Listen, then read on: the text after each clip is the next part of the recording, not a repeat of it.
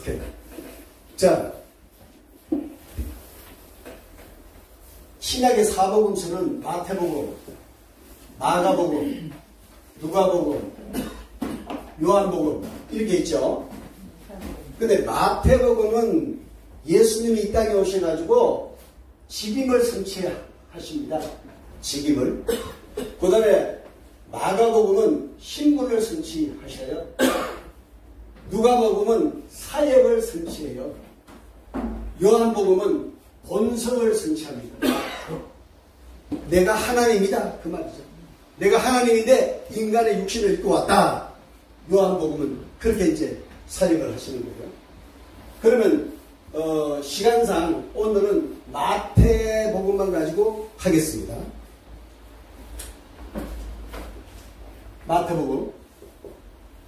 마태복음 신약이 시작되면서 예수 그리스도가 탄생을 하죠.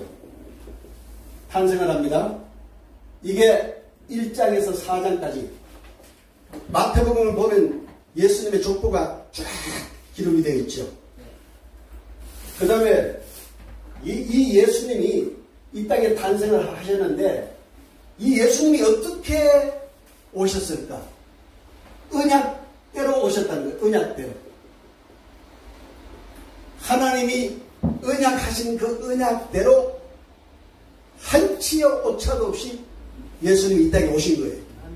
아무리 이 세상에 뭐 권력과 또 군대와 또 여러 가지 많은 이단들, 사단들이 반역을 해도 우리 하나님이 계획한 대로, 언약한 대로 그대로 이 땅에 예수님이 오신 거예요.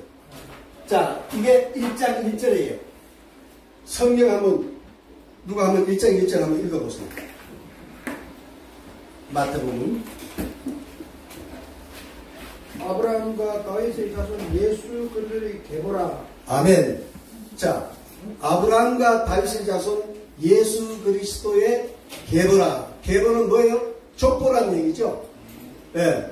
이 족보라고 하는 것은 아담부터, 자, 여기 보세요. 아담, 셋, 그 다음에 에노스, 게난, 마할랄레, 야렛, 에노, 무두셀라, 그 다음에 라멕, 노아, 셈, 아르박사, 셀라, 에벨, 벨렉, 르움, 스룩, 나홀, 데라, 아브라함, 이삭, 야곱, 유다, 베레스, 헤스론, 람, 아비나감, 나손, 살몬, 보아스, 오벳, 이세, 다윗. 이렇게 해서 이 언약하신 대로 유대 혈통을 쫓아서 예수님이 이 땅에 오신 거예요. 한치의 오차도 없어요. 성경을 우리가 보면 그 사이사이에 사단이 엄청나게 예수님이 오시는 것을 방해를 했습니다. 그게 뭔가 하면 창세기 6장에 어떤 일이 있었죠? 노아의 홍수가 있었죠. 이게 왜 일어났어요? 바로 아담의 혈통을 끊으려고 사단이 일으킨 사건이잖아요. 그래서 하나님이 이 세상을 물로 심판할 때 그 씨앗을 하나 딱 남겨놓죠. 누구예요? 노아의 가족. 8명. 가족 8명. 그러니까 하나님은 세상을 심판해도 그 유대 혈통을 씨앗을 딱 남겨놓는 거예요. 그리고 노아가 아들이 몇이에요? 3명이죠. 셈과 야벳과 함. 그런데 그 중에서 하나님이 누구를 선택해요? 셈을 선택하죠. 셈을 선택해가지고 그 셈의 후예들 중에서 또 한 사람을 선택해요. 이렇게 해서 이게 예수님 올 때까지 계속 이어집니다. 요걸 우리가 성경 읽을 때 요걸 머리에 두고 성경을 읽으면 얼마나 드라마같이 재미있는지 몰라요. 정말이에요. 저도 이거 늦게 알았어요. 저도 이거 신학교 때 좀 알았으면 얼마나 좋았을까. 신학교 때 좀 가르쳐 줬으면. 아무도 가르쳐 주지 않았어요. 나중에 뒤늦게 이것을 알고 난 다음에 성경을 읽으니까 야, 드라마도 그런 드라마가 없어. 엄청 재밌어요. 너무 막 신기하고 오묘하고 너무 감격이 넘치고 하나님의 은혜가 막 진짜 폭포수같이 내 마음속에 쏟아지더라. 그러니까 이 결혼은 반드시 해야 돼요, 여러분. 평신도든 주의 종이든 이 결혼을 해야만이 여러분들 성경에서 자유함을 얻어요. 이걸 안 하면은 우리 여의도 수구원교회 김상호 목사님이라고 이제 다 오래전에 돌아가셨는데 성경을 150도 하신 목사님이에요. 그런데 성경은 많이 아시는데 이 결혼이 완전히 그냥 안 되는 거예요. 그러니까 성경이 전부 토막이 나는 거예요. 토막이 나니까 이게 재미가 없어요. 그리고 하나님의 진정한 뜻을 몰라요. 근데 저도 나중에 이걸 배우고 나니까 이제는 뭐 솔직한 얘기로 제가 이제 설교 준비 안 합니다. 왜? 이걸 다 하고 나니까. 그냥 창세기 1장, 이번 주에는 1장, 다음 주에는 2장, 그 다음 주에는 3장 이렇게 나가거든요. 그렇게 우리 마누라가 옛날에 목회할 때는 아주 내 설교 듣기 싫어가지고 꾸벅꾸벅 잠만 졸리면 하던 우리 집 사람이 제가 이거 공부하고 난 다음에요 집에서 수요일, 금요일, 주일 예배 안 드리면 난리 나요. 아주 이제 재미를 느낍니다. 이걸 그러니까 말하자면 드라마예요. 드라마 그렇잖아요. 마지막에 딱 궁금한 걸 남겨놓고 딱 끝이 나잖아요. 이게 그렇다. 이게. 그러니까 이걸 하면은 성경이 너무너무 쉬워요. 그러니까 이 결혼은 반드시 해야 됩니다.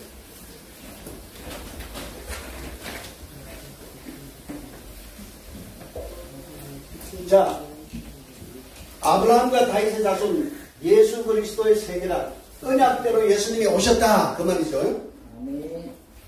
그러면 이렇게 오신 예수님이 무엇을 하셨을까? 마태복음은 뭐라고요? 죽임을 성취하러 오셨다고 그랬잖아요. 그럼 예수님이 이 땅에 오셔가지고 하신 일이 제사장직을 수행했어요. 제사장. 이게 26장에서 28장이에요. 여러분, 예수님이 제사장 직임을 감당하기 위해서 오셨는데 이제 구약의 마지막 제사장이에요. 예수님이 마지막 제사를 드리기 위해서 오신 거예요. 이제 예수님 이후로는 이제 구약이 없어요. 끝이에요. 예수님으로 종결이 되는 거예요.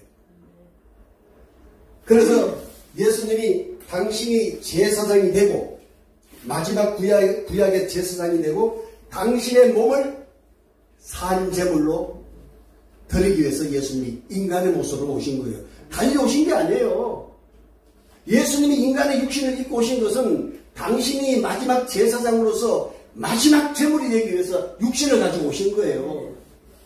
아마 이거 처음 들으신 분들도 많을 거야. 당신의 육신의 몸을 뭐 자랑하기 위해서 온 것이 아니고 마지막 하나님께 드릴 제물로 당신이 오신 거예요. 당신이 제사장이 되어서 이렇게 해서 이제 당신이 제사장이 돼가지고 고난을 당하고 십자가에 올라가잖아요. 그리고 막 옆구리에 창을 받고 물과 피를 다 쏟고 거기서 죽으시잖아요. 그래서 제가 그 골고다 언덕을 가보니까 지금도 이렇게 경사가 심하더라고요. 근데 옛날 원형 그대로 있을 때는 산이었죠. 산. 아주 가파라진 산이었어요. 그 일을 자기 몸무게 약 3배가 되는 몸무게 3배 이상이나 되는 그 나무 십자가를 지고 올라갔으니까 굉장히 고통스러웠을 거예요.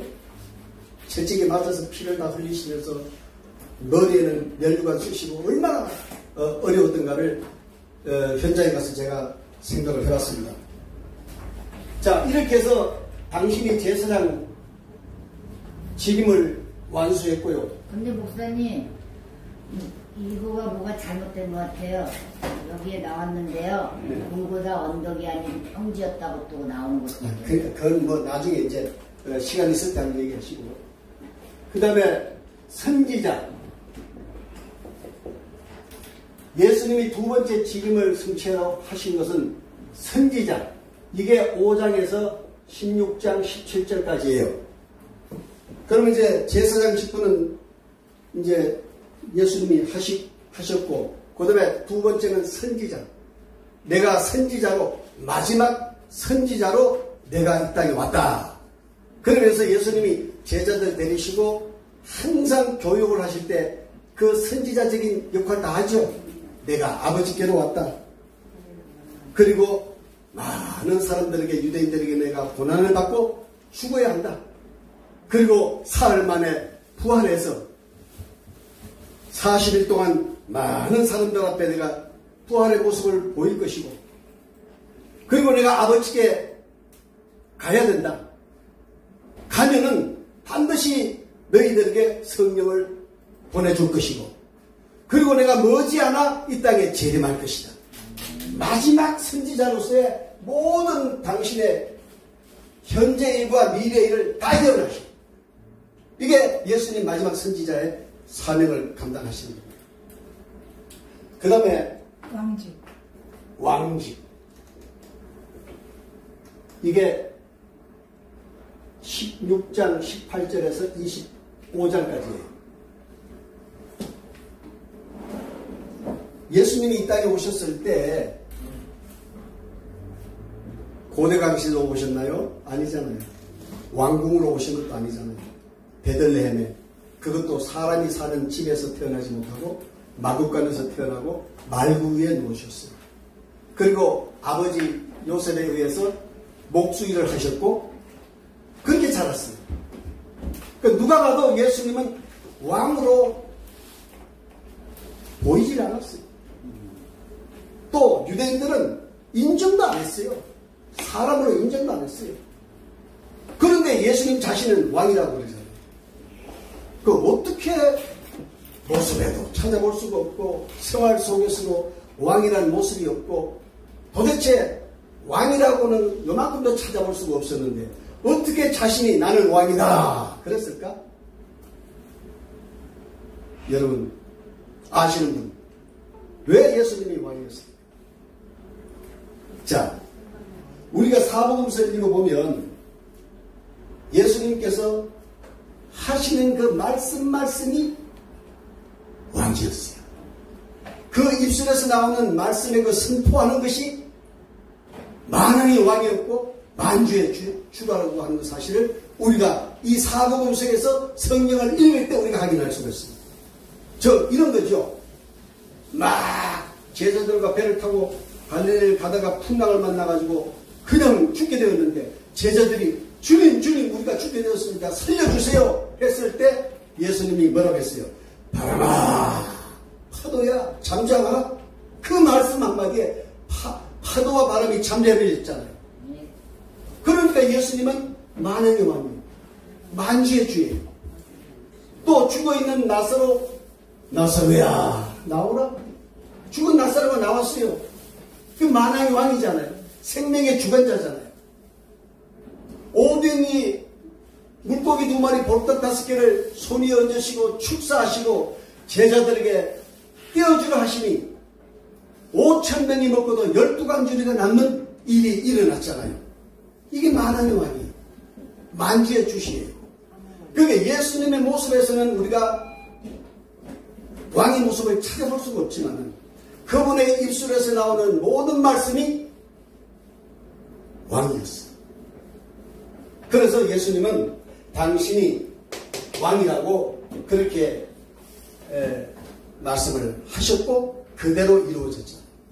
자, 이렇게 해서 이제 마태복음이 지금이 끝이 났어요. 그리고 사도행전에 들어갑니다.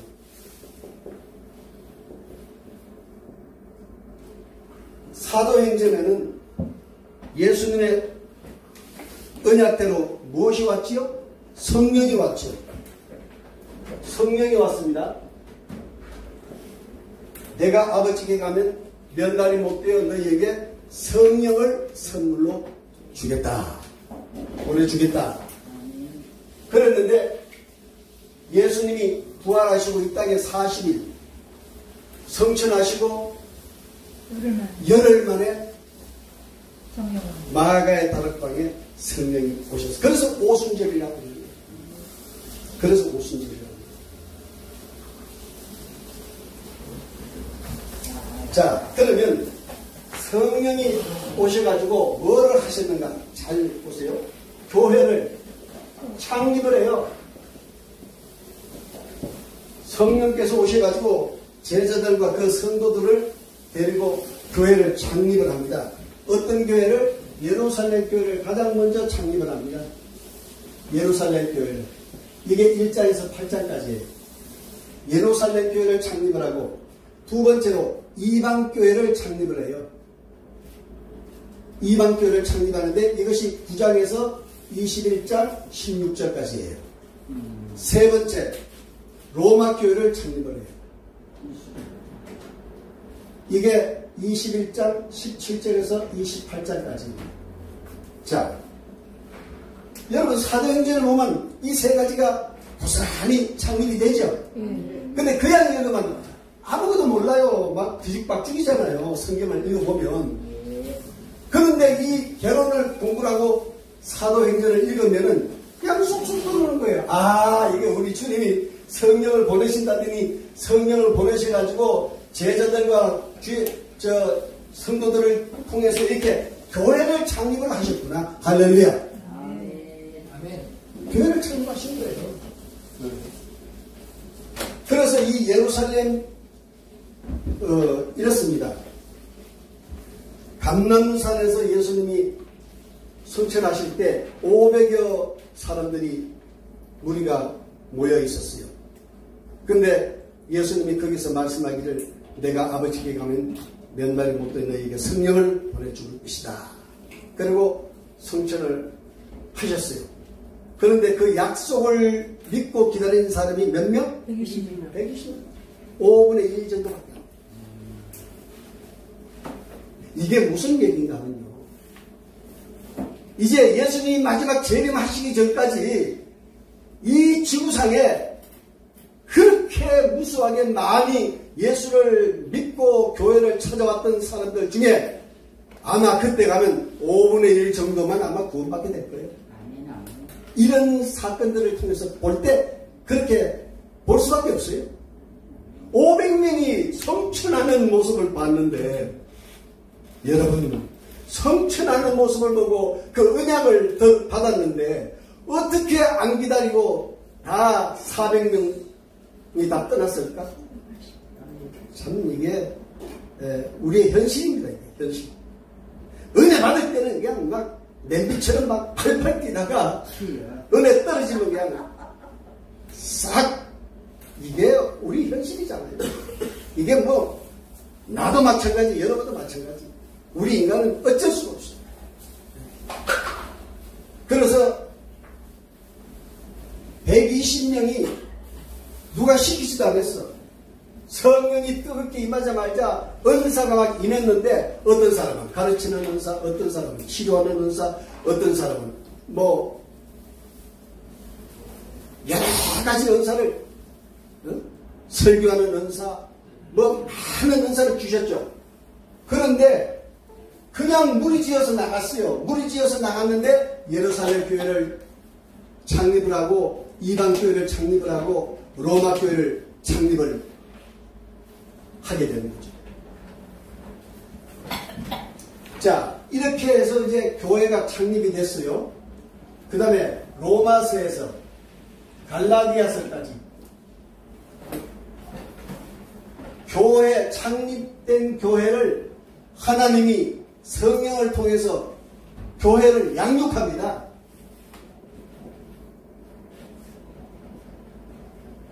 양육을 해요. 참 이거 결혼을 공부해보면 좀 신기해요. 우리 주님이 그렇게 섬세하고 세밀하시고 그렇게 정확하게 어쩌면 이렇게 하나님이 아름답게 우리 인생들을 위해서 수고를 하셨을까? 그래서 창립을 하신 다음에 교회를 양육을 하는데 첫째 양육을 어떻게 하는가 하면 칭의의 복음으로 양육해요. 칭의의 복음으로 양육해요. 이게 로마서지요? 로마서. 로마서에서 칭의의 복음으로 양육을 하고 두 번째로 건덕의 복음으로 양육을 해요. 건덕의 복음으로 양육하는데 이게 고린도 전후서예요. 뭐예요? 건덕. 그 다음에 세 번째 은혜의 복음으로 양육을 해요. 이게 갈라디아서예요.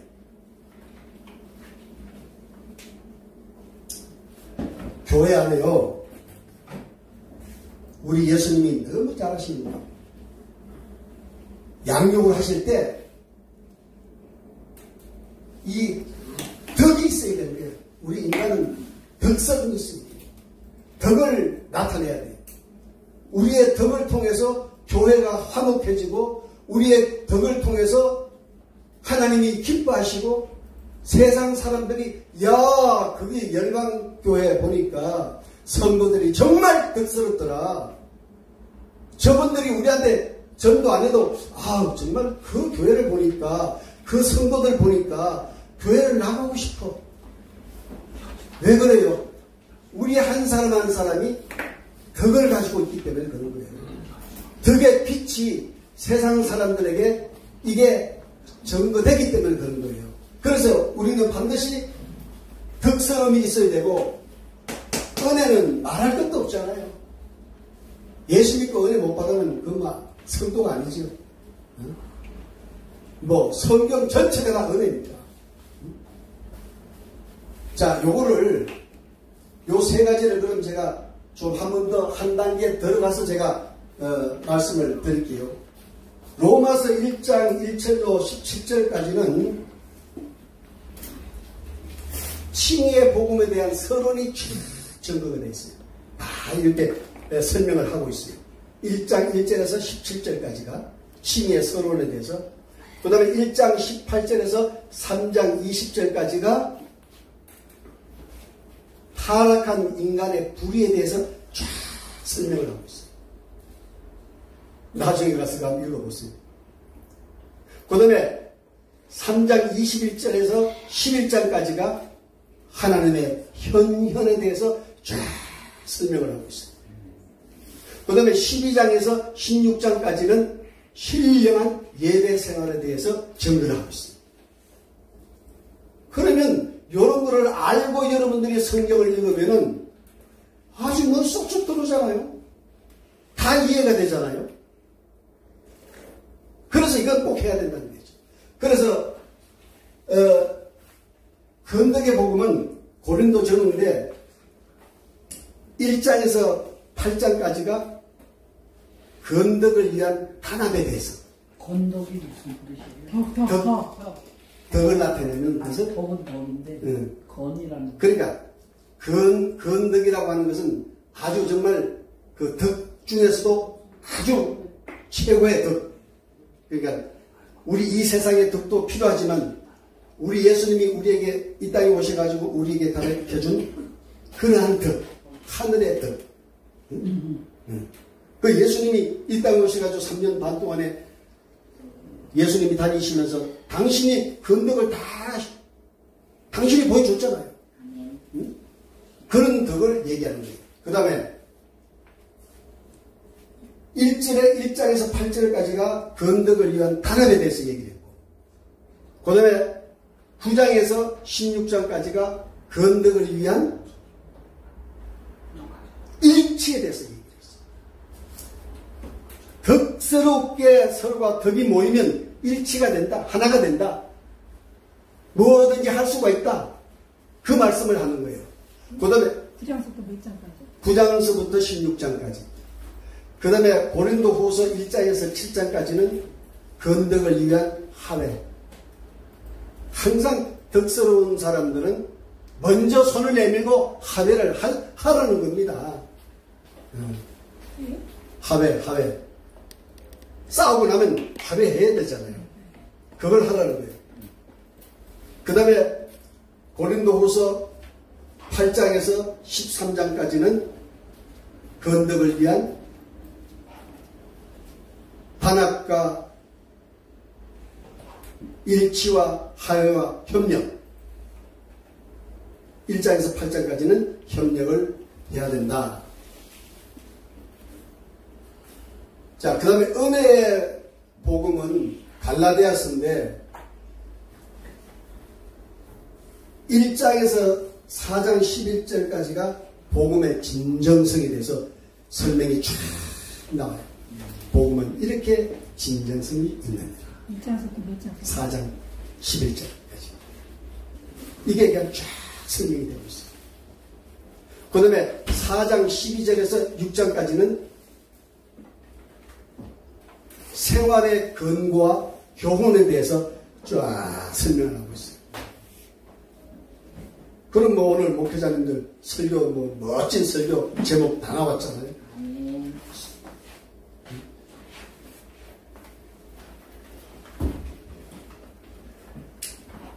다음에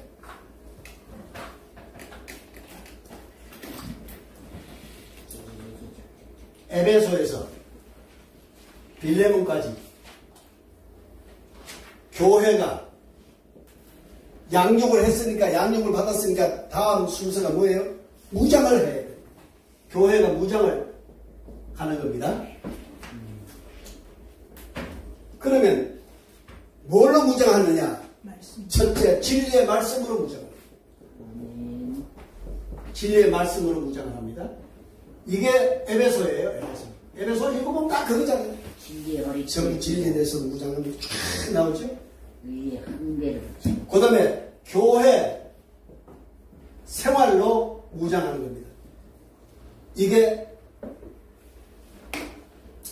빌립보서, 골로새서, 데살로니가 전후서. 그 다음에 교회 체제로서 무장을 합니다. 이게 디모데 전후서, 디도서, 빌레몬서. 자, 여기 보세요. 우리 예수 믿는 사람들은 이 진리의 말씀으로 무장이 안 돼 있으면 사실 이단들한테도 그냥 축풍나게 돼요. 여러분, 신천지가 얼마나 성경 공부 많이 하는지 아세요? 저 뒤에 목사님 아마 좋은 경험을 하셨던 거 보죠. 전에 내가 지난번에 얘기를 들어보니까.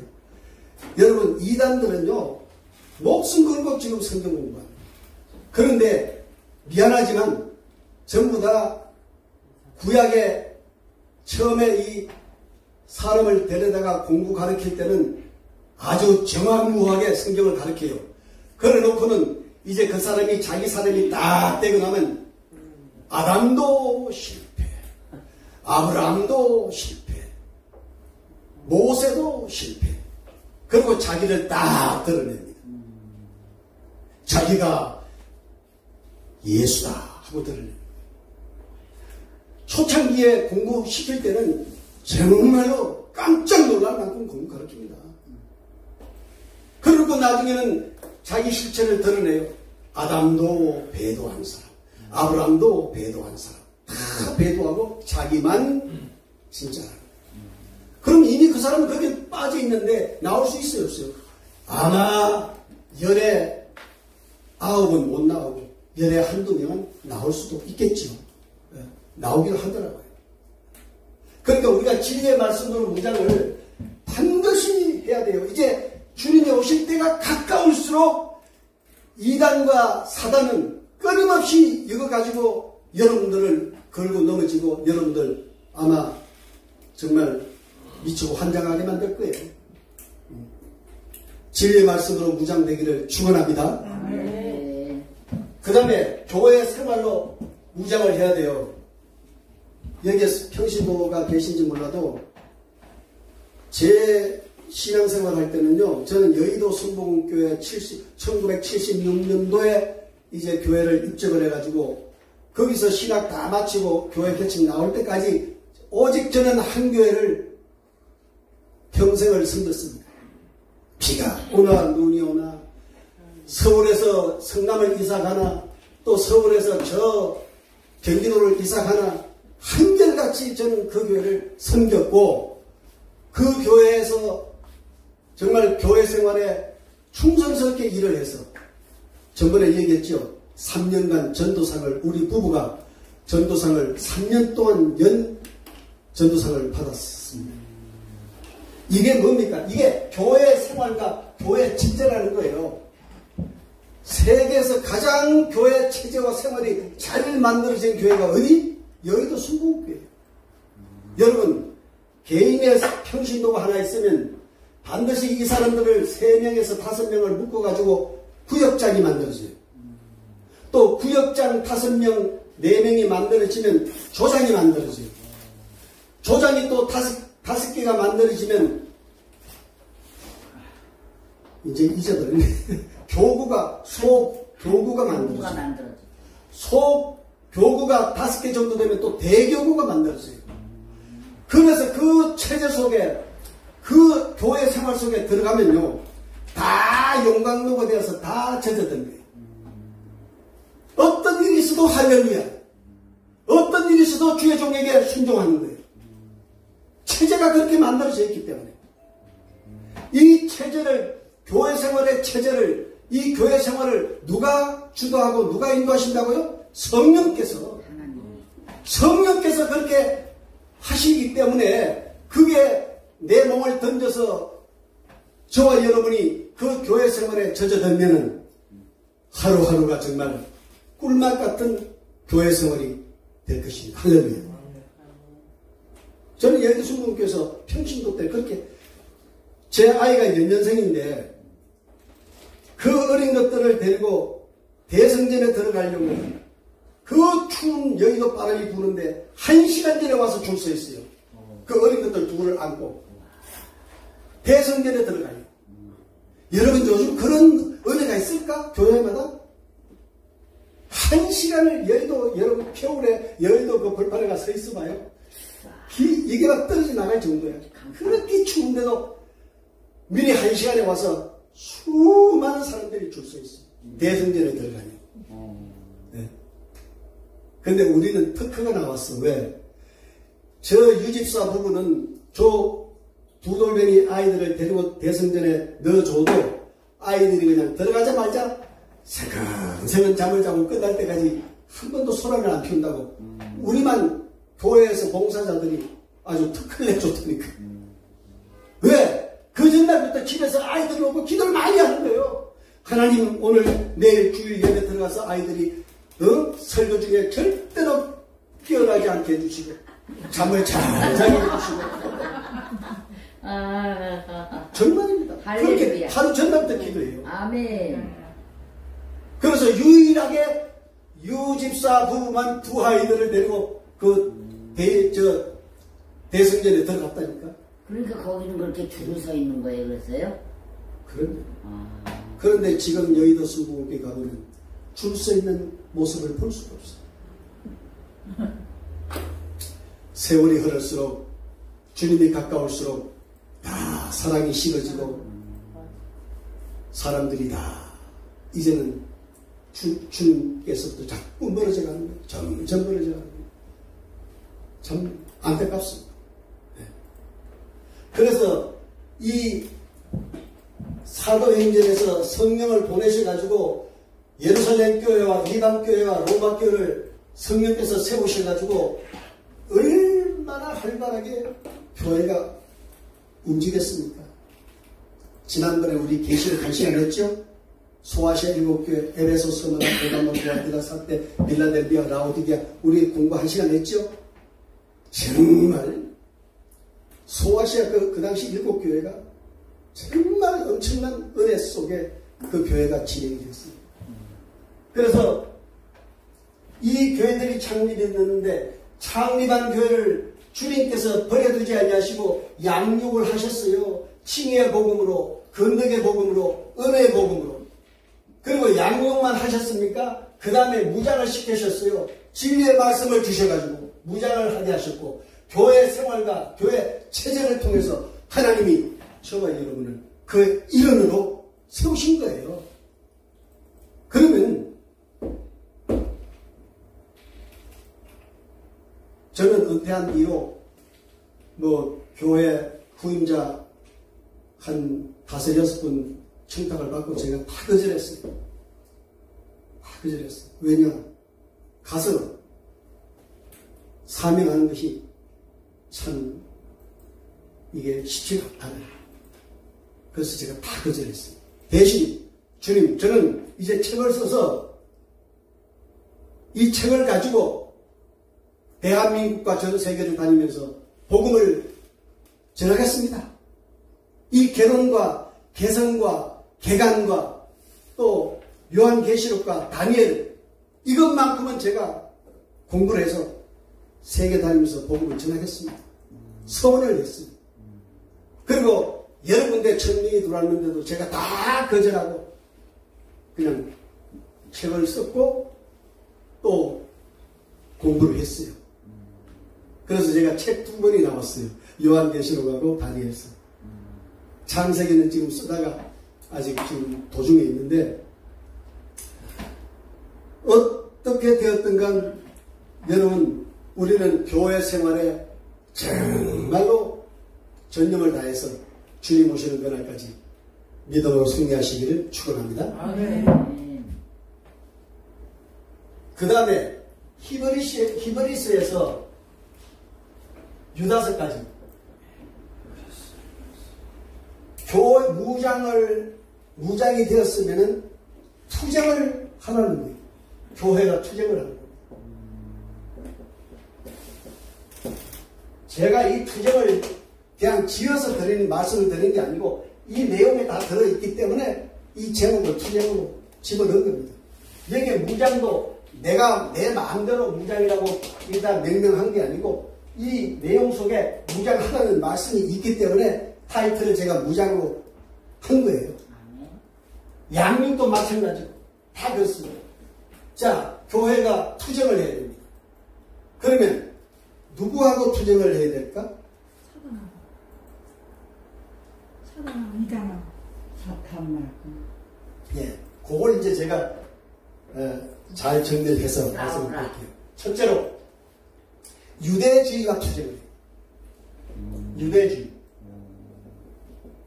이게 히브리스예요. 여러분, 유대인들이 지금 구원받았어요? 못 받았어요? 못 받았죠. 왜? 유대인들이 예수를 십자가에 못 박았잖아요. 예수를 부인했어요. 기독교를 박해했잖아요. 여러분, 구약에서 신약 넘어오면서 유대교가 만들어지고 유대교에서 예수님이 오셔가지고 기독교를 만들었어요. 기독교에서 출발해가지고 로마에서 쭉 진행되다가 기독교에서 캐톨릭이 나와요. 캐톨릭이 쭉 진행되다가 캐톨릭에서 마틴 루터가 개신교를 일으켜요. 거기에 보면 이제 뭐 정방교회라든가 루터교회라든가 성공회라든가 이런 것이 이 루터를 통해서 나옵니다. 그런데 우리는 개신교와 기독교를 너무 착각할 때가 많아요. 개신교회는 천주교에서 나온 거예요. 마틴 루터를 통해서. 우리는 예수님이 이 땅에 오셔가지고 유대교에서 기독교를 탄생시킨 거예요. 아멘. 네. 우리는 끝까지 기독교예요. 우리는 지금도 이 기독교를 계속 가고 있는 거예요. 네. 자칫 잘못하면 개신교와 기독교를 이렇게 잘못 판단하는 경우가 많기 때문에 제가 그렇게 말씀을 드립니다. 할렐루야. 이 유대인들은요, 계시록 8장에 보면 7나팔 중에 첫 번째 나팔이 심판이 있는데 그게 유대인들을 심판해요. 이스라엘을 심판해요. 7나팔 중에 첫 번째 심판이 하나님이 이스라엘을 심판해요. 왜? 이 땅에 오신 그 아들 예수를 죽였기 때문에. 아멘. 두 번째 심판이 어디를 해요? 서로마 제국을 심판을 해요. 왜? 그들이 유대인들과 함께 손을 잡고 예수를 십자가에 죽였기 때문에.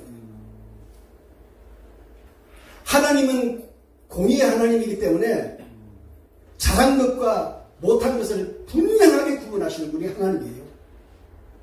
지금 우리가 이 정치권에 들여다보면 막 엉망진창이잖아요. 자기 편이니까 봐주고 남의 편이니까 잡아놓고. 이거 인간 세상이 이렇다는 거죠. 그러나 하나님은 공의의 하나님이기 때문에 천하 없는 아담이라도 당신의 형상과 모양대로 지음을 받은 아담이라도 하나님 앞에 범죄하니까 가차없이 그 범죄에 대한 징계를 하시잖아요. 이게 하나님이시지. 이런 하나님이 아니시면 우리가 오늘날 이 귀중한 시간에 이게 왜 와 있어요?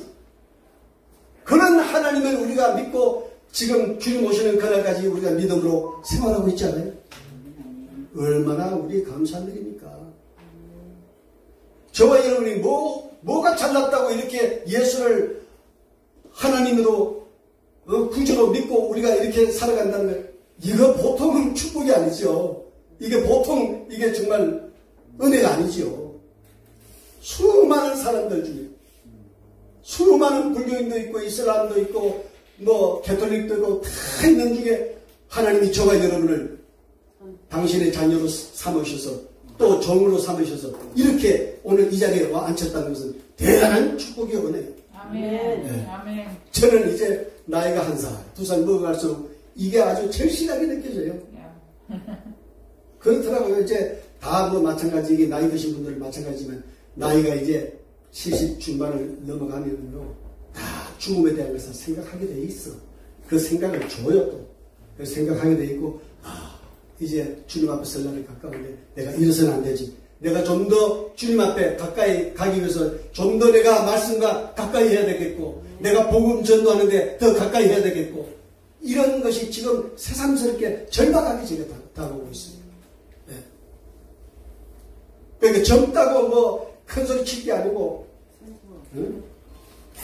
우리는 주님 앞에 부름받은 사명자로서 정말 저와 여러분이 끊임없이 힘쓰고 애쓰기를 주의 이름으로 축원합니다. 아멘. 이 유대주의 세상에 자기 유대인들의 혈통을 따라서 온 예수를 자기 손으로 죽였어. 이게 말이 됩니까 이게? 네? 한번 볼까요? 아브람, 이삭, 야곱, 유다, 베레스, 헤스론, 람, 아비나다, 나손, 살몬, 보아스, 오벳, 이세, 다윗. 유대 혈통이잖아요. 이 혈통을 따라서 이 땅에 오신 예수를 자기의 손으로 잡아 죽였어. 이게 얼마나 큰 죄입니까? 그러니까 7나팔의 첫 번째 나팔을 이스라엘을 심판합니다. 그 내용을 이제 다음에 우리가 계시록 할 때 공부해 보면요 정말 무섭게 하나님 심판하십니다. 두 번째, 첫 번째는 유대주의가 투쟁하고 세속주의가 투쟁을 합니다. 이게 야고보서 베드로전서.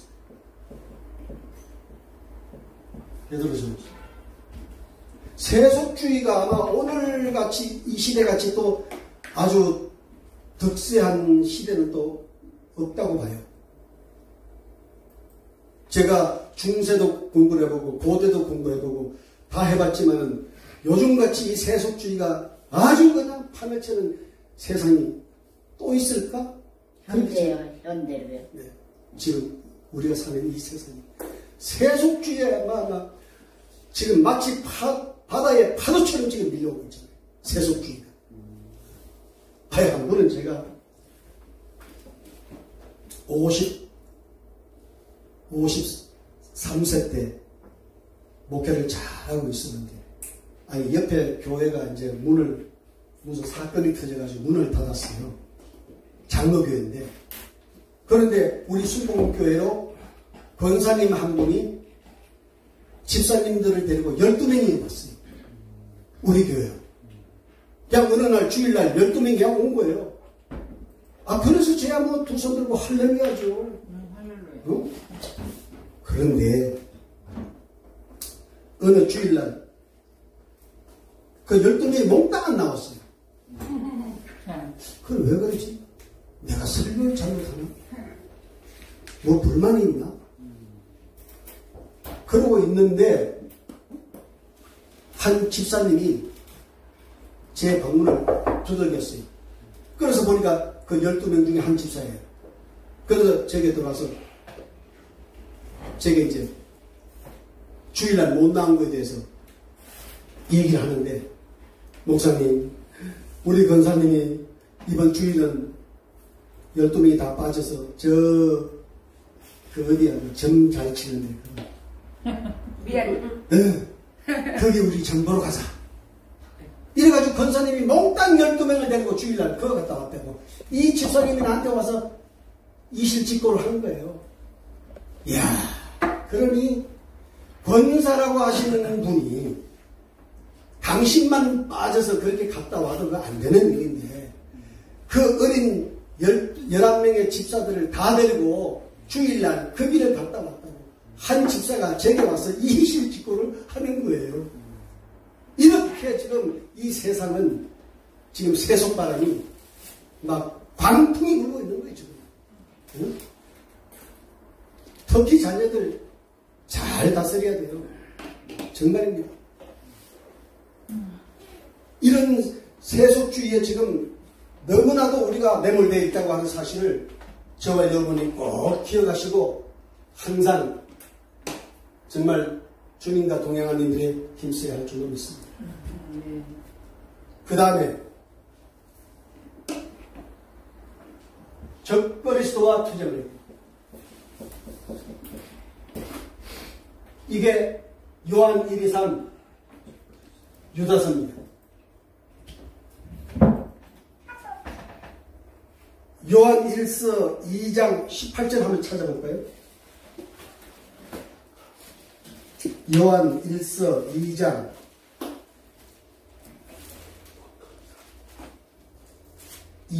18절.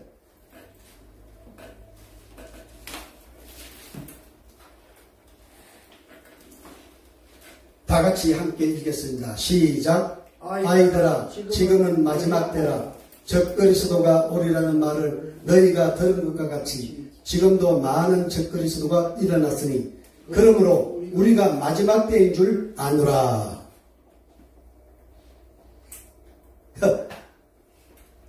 적그리스도가 많이 나타났습니다. 우리가 성경을 보면은 이미 적그리스도가 출애굽 때부터 애굽이 적그리스도였어요. 아수르가 그랬어요. 메데파세가 그랬어요. 바벨론이 그랬어요. 헬라가 그랬어요. 로마가 그랬어요. 좌우지간 예수를 대적한 집단은 다 적그리스도예요. 그런데 적그리스도 중에 적그리스도, 이건 누구냐? 다니엘서에 보면 하나님이 딱 지목을 해놨습니다. 빼도 박도 할 수 없는 적그리스도를 딱 지명을 해놨어요. 그런데 그 이름을 밝히지 않았습니다. 그 적그리스도를 우리가 대적해야 돼요. 여러분 아까 얘기했죠. 기독교에서 주후 300년에 많은 기독교 중에서 하나가 툭 삐져나가더니만 이상한 짓을 하더니만 거기에서 로마 교회가 탄생을 하죠. 가톨릭이. 그래서 538년에 교황이 딱 나타나요. 세상에. 교황이 나타나가지고 1798년에 1차 교황이 가톨릭 교회가 망합니다. 프랑스 혁명이 일어나가지고 나폴레옹이 로마에 진격에 들어가지고 그 당시 교황이 비오 6세였는데 비오 6세를 강제로 잡아다가 프랑스 감옥에다 집어넣는데 죽었어요. 그래서 일단 1798년도에 교황이 가톨릭 교회가 망했어요. 그리고 언제 이 가톨릭이 회생이 되었는가만 1929년에 라테란 조약을 통해서 다시 1929년에 가톨릭 교황이 다시 일어나요. 부활된 거예요. 그것이요, 계시록에 그대로 다 예언되어 있어요. 나는 이거 읽다가 소름이 돋았어. 왜? 어쩌면 우리 하나님이 그가 1798년도에 망할 것과 망한 후에 1929년에 다시 복원될 것과 그리고 이 마지막 때에 그가 평화의 조약을 가지고 내걸고 지금 세계를 종교 단합을 위해서 일하는 것이 다 기록되어 있어요. 낱낱이 기록되어 있어요. 한치 오차도 없어요. 오늘날 많은 목사님들이 트럼프가 적그리스도다, EU가 적그리스도다, 이렇게 얘기를 하시는데, 죄송하지만, 적그리스도는요, 많이 나왔다니까. 많이 나왔는데, 마지막 계시록에서 하나님을 대적하고, 마지막 하나님의 심판을 통해서 망하는 적그리스도가 바로 교황이에요. 여러분, 중세를 우리가 공부해보면 기독교인들 치갔다니요, 치갔다니요. 무려 1억 명이 죽습니다. 기독교인들이 1200년 동안에 1억 명이 죽어요. 어떻게 죽이는지 아세요? 껍데기도 벗겨 죽이고, 화형식도 하고, 목을 잘라 죽이고, 생매장을 하고, 짐승에게 던져서 죽이고, 숱한 방법을 동원해서 기독교인들이 아주 몰살을 하는 거예요. 그래서 계시록에 보면 남은 자가 나와요. 남은 자, 마지막 남은 자, 마지막 믿음으로 살아서 생존한 자, 그 자를 하나님께서 마지막 추수 때 구원을 하는 겁니다. 예수님을 통해 가지고 낯을 가지고 세상을 한번 휘두르니까 알곡이 거두어지고, 한번 다시 휘두르니까 포도송이 거지, 선지자들이 모아지고, 그리고 이제 인류의 마지막 은혜 문을 닫아버려요. 그러면 한 번 구원된 사람은, 그때 구원된 사람은 영원히 의로운 자가 되고, 그때 불의한 자들은 영원한 불의한 자가 되고, 그리고 15장 16장의 마지막 7 재앙이 이루어집니다. 그런데 중세에도 이런 일이 또 한 번 있었어요. 로마 카톨릭이 기독교인들을 1억 명을 죽이고도 분이 안 풀려가지고 아주 산에 굴이고 땅 속이고 온 도시를 다 이잡듯이 뒤져가지고 마지막 남은 자를 잡아서 죽이려고 했는데 하나님이 절대 그건 양보 안 하죠. 그래서 그들이 쫓겨서 영국까지 쫓겨갔죠. 어느 항구에 다다랐는데 항구에서 하나님이 배를 준비해가지고 메인플라워에다 탁 펴서 미국 땅에 보냈잖아요. 200명도 되지 않는 그 남은 자 기독교인들이 오늘날 그들을 통해서 다시 이 세상에 기독교회를 이렇게 무성하게 접하게 된 겁니다. 할렐루야. 네. 그러면 우리는 이 성경을 보면은 하나님께서 당신의 택한 예언자를 통해서, 선지자를 통해서 예언하신 것이 정말 조금 더 빗나간 것이 없습니다. 그대로 기록해놨고 그 때가 되면 그게 다 들어요. 놀라워요. 그러니까 하나님이 눈이 없어 못 볼 것이다, 손이 없어 못 움직일 것이다, 귀가 없어 못 볼 것이다, 천만의 만만의 말씀. 하나님은 지금도 불꽃 같은 눈으로 이 세상을 다 보고 계십니다.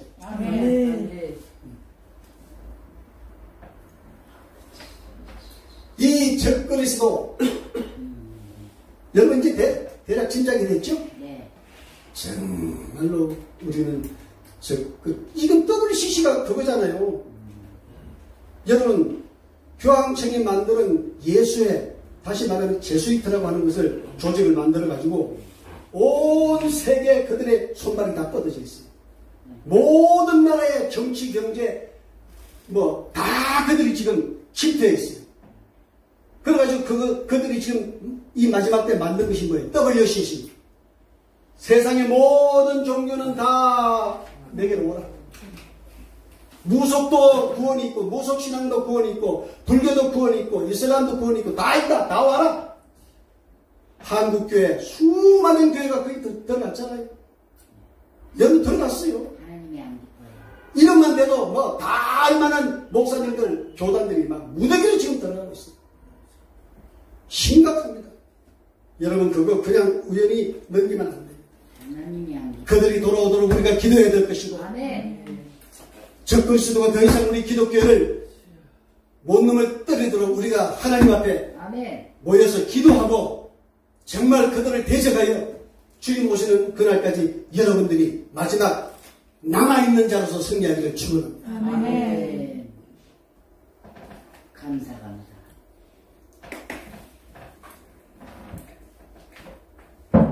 그 다음에 이제 마지막 책이 계시록입니다.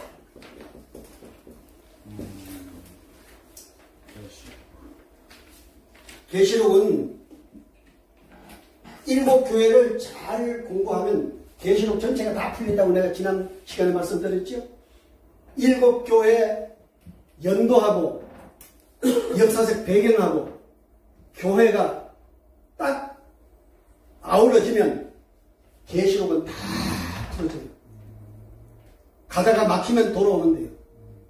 그래서 7 교회 에베소, 스무나, 버가모, 두아디라, 사대, 또 빌라델비아, 라우디게아, 이렇게 7 소아시아 교회가 있는데, 우리 예수님이 소아시아 7 교회를 사도 요한을 통해 가지고 편지를 썼어요. 그래서 다 보내서 그들이 돌아가면서 편지를 보게 되잖아요.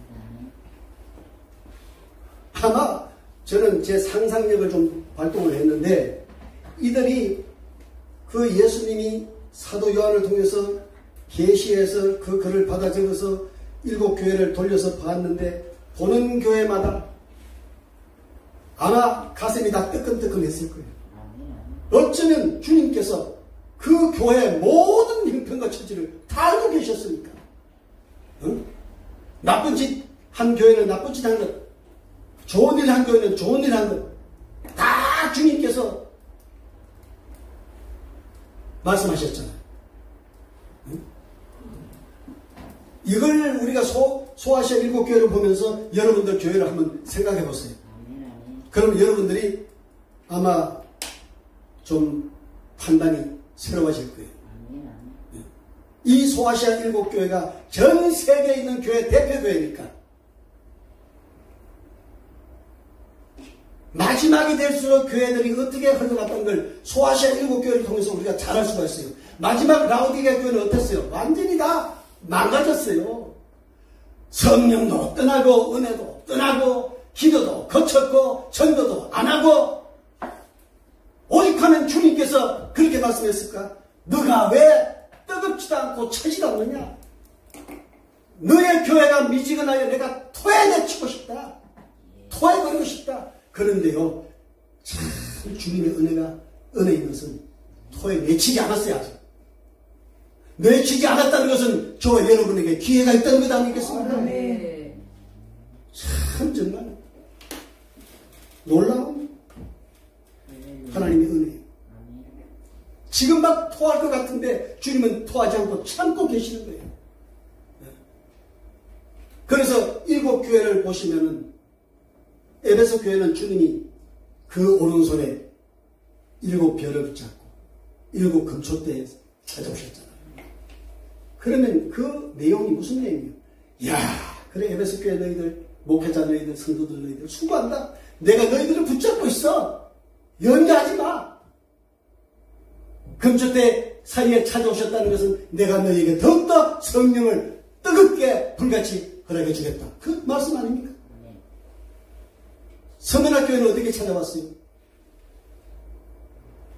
처음과 나중이요 죽었다가 부활하신 주님이 찾아오셨잖아요. 왜? 서문학교에는 지금 폴리감 목사님이 지금 순교 직전에 있었기 때문에 그에게 힘을 실어주기 위해서 부활의 모습으로 오신 거예요. 버가모 좌우의 날성금을 가지고 찾아오셨어요. 왜? 버가모는 그 7교회 도시 중에 가장 도청 소지에 있는 곳이 바로 버가모예요. 거기에 총독이 있었어요. 항상 그는 긴 칼을 차고 있었고 저 로마의 황제로부터 긴급 심판과 적결 사형 처분할 수 있는 권한을 받았기 때문에 이 버가모 교회 버가모 도시의 이 총독은 많은 사람을 기독교인들을 죽였어요. 그러니까 주님이 좌우의 낯선 금을 가지고 찾아오신 거예요. 사람을 죽이고 살리는 네게 있는 것이 아니고 내게 있다고 주님께서 그렇게 경고하신 것 아니겠습니까? 또 도와드라. 두 눈은 불꽃 같고 그 발은 빛난 주석 같은 하나님의 아들로 오셨잖아요. 왜 그랬을까? 그래서 그걸 알려면 이 계시록 소아시아 7교회 반드시 연도하고 시대적 배경을 알아야 돼요.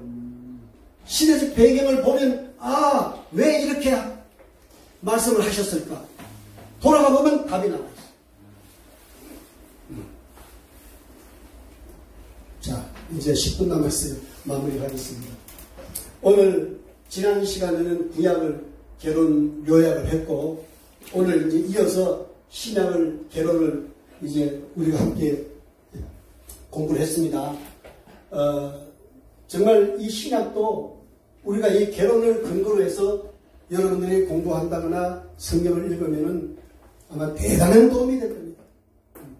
그래서 이 결혼은 반드시 여러분들 간직하시고 성경을 읽거나 공부하시면 많은 도움이 될 것입니다. 아멘. 기도하겠습니다. 하나님 아버지 고맙습니다. 오늘 또 이렇게 우중에도 불구하고 하나님 저희들 발걸음을 인도해 주셔서 주의 말씀을 사모하여 함께 모여서 말씀을 공부했사오니 이 말씀들이 우리의 미간의 피가 되고 손목의 기호가 되고 우리의 인방과 문설주에 기록되어서 들어오며 나가며 어디에 있든지 이 말씀으로 더불어 이 세상을 이기는 하나님의 종들과 주의 성도들 다 되게 도와 주시옵소서. 감사드리옵고 예수님의 이름으로 축복하며 기도합니다. 아멘. 할렐루야. 감사합니다.